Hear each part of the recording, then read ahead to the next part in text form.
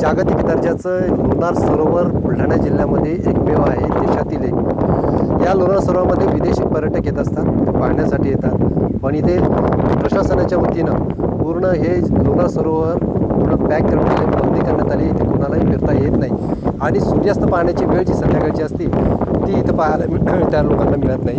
आपण पाहू शकतो की हे लोणार सरोवर खाऱ्या पाण्याचं एकमेव सरोवर जगात। शास्त्रज्ञ येतात, बरेच पर्यटक येतात, विदेशी पर्यटक असतात आणि देशातील आपले खूप सारे लोक इथं पाहण्यासाठी येतात की एकमेव हे लोणार सरोवर आहे। पण इथे मुद्दा असा येतो की हे लोणार सरोवर सध्या वाईल्ड लाईफ म्हणून म्हणजे ते रिझर्व्ह फॉरेस्ट असल्यामुळे पूर्ण त्याला तटबंदी करण्यात आलेली आहे। कुठल्याही प्रकारचं इथं पर्यटकांना आतमध्ये येता येत नाही, पाहता येत नाही। आणि आता सूर्यास्ताचा हा जो सनसेट पॉईंट आहे हे पाहण्यासाठी सूर्य जेव्हा मावळतो तेव्हा ते पाहता आलं पाहिजे, ते लोणार सरोवरच्या पाण्यामध्ये पाहता यावे, यासाठी पर्यटकांची मागणी आहे की ही वेळ वाढून देण्यात यावी। आपल्यासोबत जे लोणार सरोवरचे अभ्यासक सचिन कापुरे सर आहेत, त्यांना विचारू आपण नेमकं की ही वेळ वाढवण्याची मागणी होत आहे सातत्याने की सूर्यास्त पाहता येत नाही विदेशिकांना किंवा पर्यटकांना, काय म्हणाल तुम्ही, काय कोणती मागणी? बरोबर आहे तुमचं। बरेच लोक जे आहेत बाहेरचे पर्यटक, विदेशी पर्यटक येतात इथे व त्यांना सरोवर बघता येत नाही।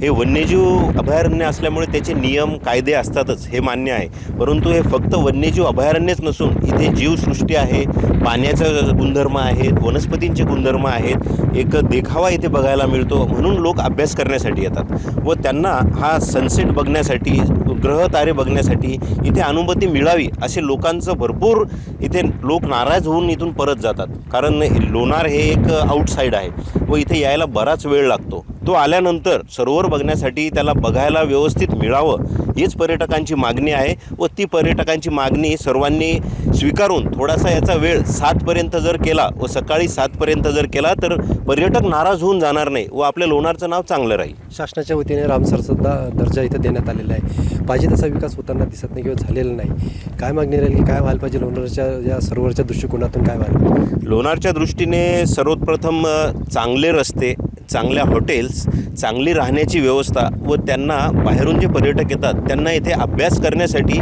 एखादी कार्यशाळा असावी, म्हणजे ते इथे येतील, थांबतील व या लोणारचा संपूर्ण अभ्यास करतील। इथे भरपूर काही अभ्यास करण्यासाठी आहे, अजून बऱ्याच गोष्टींचा शोध लागणे बाकी आहेत। धारेचं पाणी कुठून येतं हे अजून माहिती नाही, लोक चंद्रावर गेले परंतु लोणारचं धारेचं पाणी कुठून येतं ते माहिती नाही। अचानक जर बंद झालं तर हे वैभव आपलं वाया जाईल, त्यामुळे अभ्यास करण्यासाठी त्यांना इथे कार्यशाळा हवी, अनेक गोष्टींची इथे आवश्यकता पर्यटकांसाठी व्हायला पाहिजे।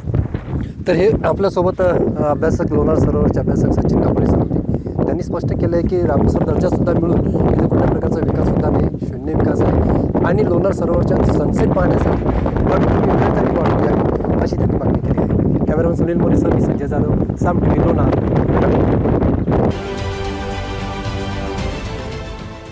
देश विदेशातील प्रत्येक घडामोडींचे लाईव्ह अपडेट मिळवण्यासाठी आता साम टीव्हीच्या सर्व सोशल मीडिया प्लॅटफॉर्मला लाईक, फॉलो आणि सबस्क्राईब करा।